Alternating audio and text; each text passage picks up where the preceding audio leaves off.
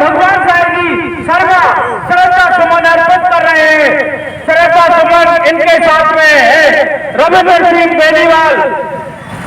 बेनीवाल है, मंडावरा के हैं, ये भी श्रद्धा सुमन अर्पित कर रहे हैं। आप सभी से अनुरोध है, इसमें कोई नेतागिरी नहीं है, इसमें कोई बीजेपी कांग्रेस नहीं है, इसमें जो प्रधानमंत्री है उसकी आर्थिक उदारीकरण की नीति के कारण देश को जो विकास के पक्ष लगे थे, आज देश 43 में 15 साल की उम्र में थे, हिंदुस्तान का बंटवारा हुआ था, हिंदुस्तान और पाकिस्तान। तो पाकिस्तान के पंजाब प्रांत के रहने वाले, कुछ लिंगा गांव के रहने वाले, जिले के रहने वाले, गांव के रहने वाले, जो कि उस समय बचपन में उनको मोहना के नाम से जाना जाता था।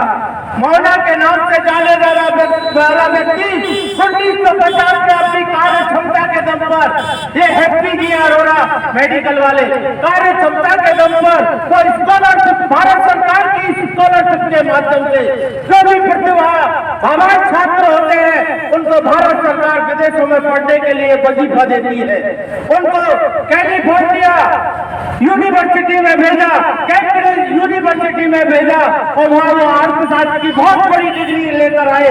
आज हिंदुस्तान ही नहीं पूरे विश्व में डॉक्टर मनमोहन सिंह के अर्थशास्त्र को माना जाता है।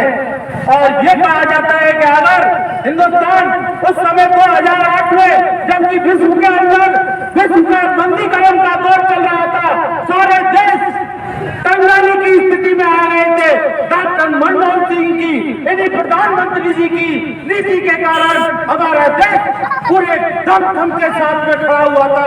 और हिंदुस्तान के बच्चे को, नौजवान को, माता बहन को, व्यापारी, कर्मचारी, अधिकारी को, मजदूर को, बेबस लाचार किसान को, सेना में खड़े सैनिकों को सम्मान से जीने का हक और अधिकार दिलाया। उन्होंने किसी का भी सिर से सम्मान नीचे नहीं होना दिया। और आज विश्व के अंदर डॉक्टर मनमोहन सिंह के आर्थिक नीतियों का लोहा पूरी विश्व बिरादरी के राष्ट्रीय अध्यक्ष, राष्ट्रपति हो या प्रधानमंत्री हो, ये मानते हैं कि अगर कोई हिंदुस्तान में अर्थशास्त्री है, अगर कोई देश के अंदर और विदेशों के अंदर अर्थशास्त्री है तो उसका नाम है डॉक्टर मनमोहन सिंह। एक सिख बिरादरी से आने वाले हैं। 1969 कैम्ब्रिज यूनिवर्सिटी में, ऑक्सफोर्ड यूनिवर्सिटी में पढ़ने के बाद में इन्होंने यूएस के अंदर, संयुक्त राष्ट्र के अंदर काम किया।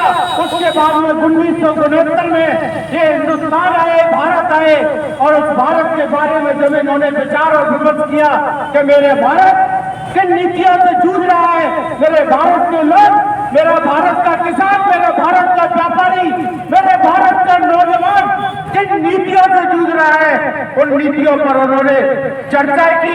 जॉर्ज फर्नांडिस जैसे नेता ने उसको, जो कि उस समय उद्योग मंत्री थे, अपने उद्योग मंत्रालय में उनको कैबिनेट स्तर का दर्जा दिया, अपने उद्योग मंत्रालय का प्रिंसिपल सेक्रेटरी बनाया और उनसे पूछा कि देश को विकास की राह पर किस तरह से चलाया जा सकता है।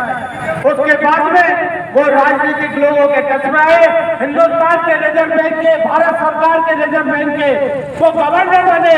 आपने देखा होगा 100-500 के नोटों पर भारत के जो गवर्नर थे उस समय यही व्यक्ति थे, प्रधानमंत्री मनमोहन सिंह जी डॉक्टर था, इनके साइन चलते थे। आज भी बहुत से पुराने नोट हैं, गवर्नर साहब के रूप में मनमोहन सिंह जी के हस्ताक्षर चलते हैं।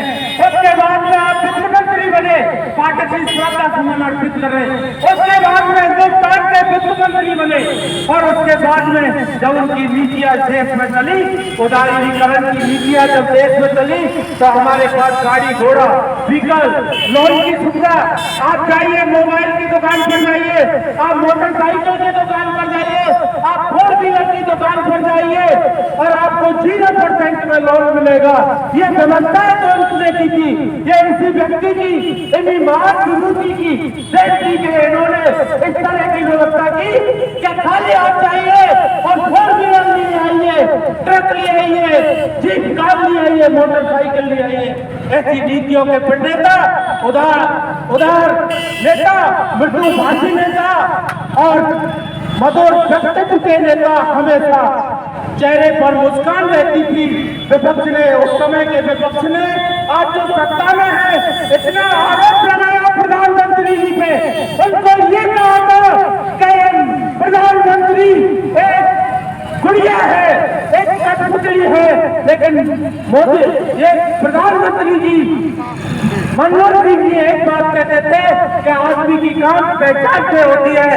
मैं देश के हित में काम करता हूँ, राष्ट्र के हित में काम करता हूँ, मैं जुल्मेबाजी नहीं करता, जैसा कि आज के ऐसी सभा में आरोप नहीं लगाने चाहिए।